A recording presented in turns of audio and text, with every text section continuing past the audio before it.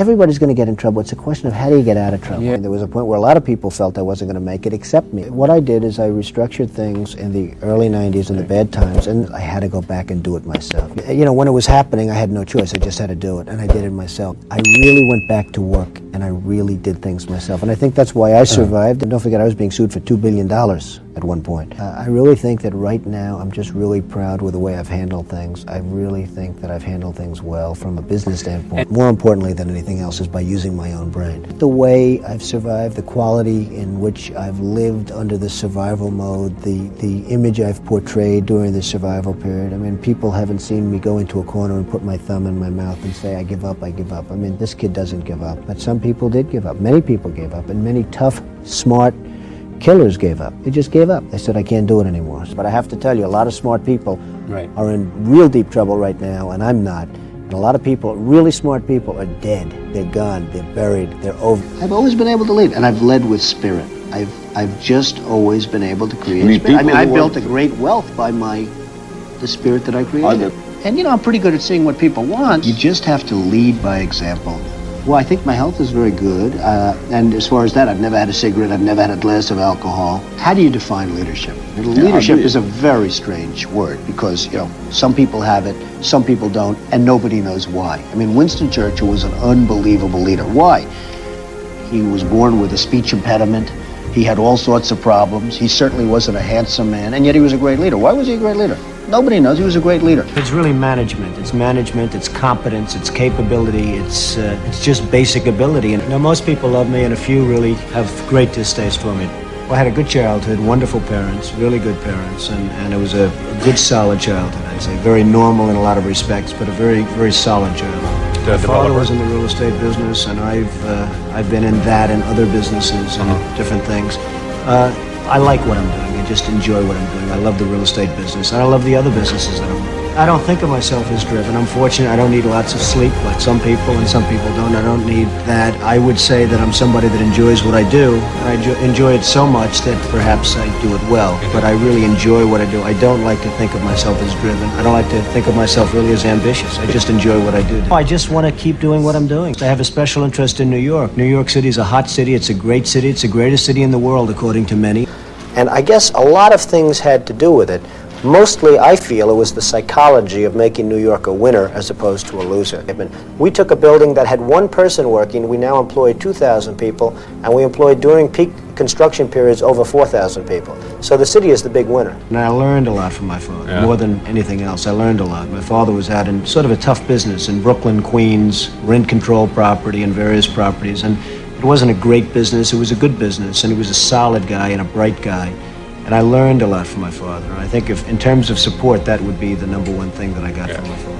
I don't look at failures as failures. I think a failure is something that you really want to learn by. I would say that I haven't had too many, and I want to keep it that way. You know, the way I feel about tips, if somebody does a super job, I give more than anyone. And if somebody does a lousy job, I probably give less than anybody. And that's the way I feel about life. I'm a pretty good tipper when somebody's good, and I'm a pretty lousy tipper if somebody's not good. So that's the way it is. Life should be, you should be rewarded for competence and capability and doing a job and having a smile on your face, maybe, if that's the case. But we could talk a little bit about success. You have to know about momentum. It's just something that I talk about because it's so different. There was a man named William Levitt. He was really the first of the massive builders of homes. And he was a young man, and he built Levittowns. Has anyone ever heard of Levittowns?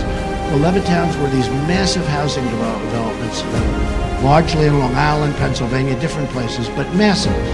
And he was a young man. He did unbelievably, became very, very rich, and everything he touched turned to gold, and it was incredible. And you have to understand, William Levitt used to go around looking for nails, looking for sawdust. He'd sell the sawdust. He'd save the nails and use them again. He'd save chips of wood and use them for different things.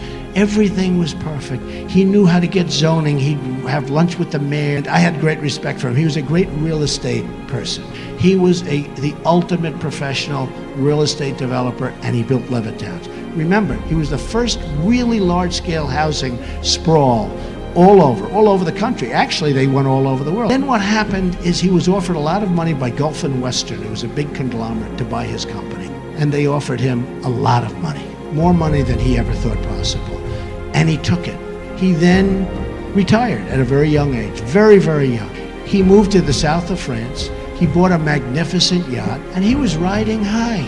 Everything was good, but he was going crazy. He was so bored. He was going absolutely crazy. And Gulf and Western comes back, and they're dying. This is a big company, but they're dying because they don't send people to pick up nails. They don't send people to sell the sawdust. They don't send people to take the little scraps of lumber and bring them down and sell them and get very small amounts of money, but it all adds up. They couldn't get zoning because they don't take the mayor out to dinner, and they don't do the things that you have to do, and they're losing their shirt with this company they bought. And they couldn't sell the company because it was a mess, and they destroyed the company. And they went to William Levin, and after 12 years, they came to him, they said, we'd love to send you the company back, would you have any interest? Yes, I would, I'd love to buy it. And he worked like crazy. He worked 24 hours a day, work.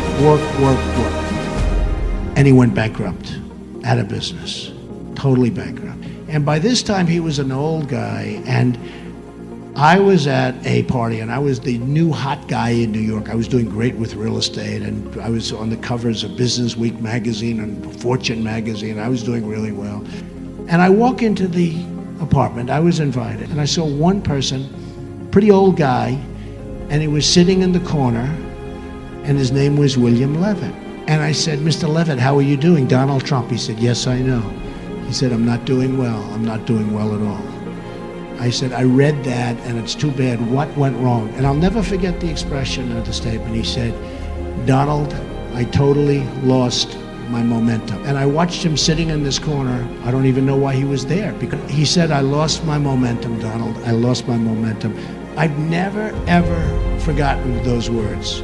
And I've always remembered that. He lost his momentum.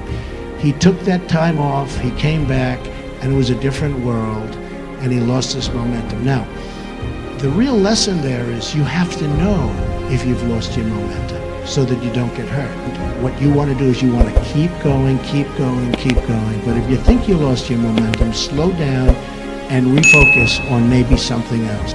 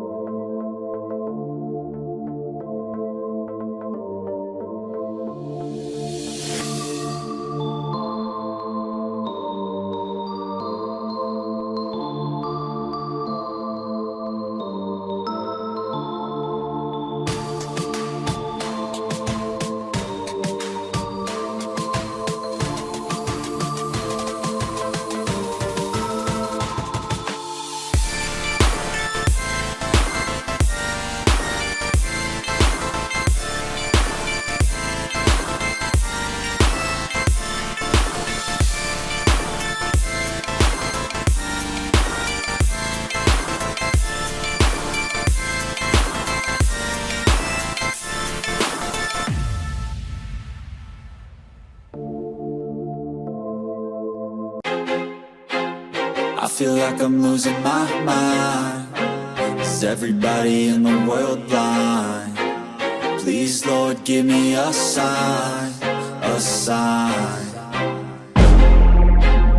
I feel like I'm losing my mind. Is everybody in the world blind? Please, Lord, give me a sign, a sign. I wanna be the greatest. Everybody on the fake shit. I look around and feel like everybody is the fakest. I make this every day and I'm impatient, hoping one day I blow up from the basement. Statement, the top is so vacant. I don't hear shit that I think is amazing. Waiting for my day when I'm playing sold out shows for 1,000 faces. Hey, give me that crown, get in my way and to be put down. It ain't your place, all this my town. If I want that shit, then I'll get it right now. I'm losing it, the noose it fits, I'm losing shit. A stupid myth, you choose to live or choose to dip. You choose to fight or lose your grip and lose a gift.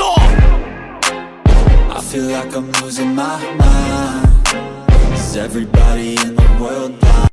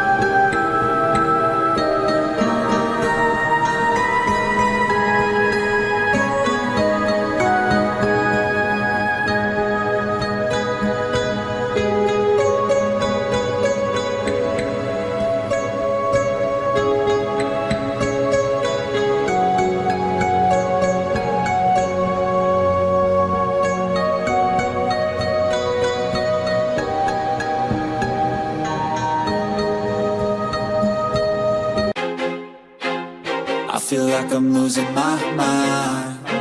Is everybody in the world blind? Please, Lord, give me a sign, a sign.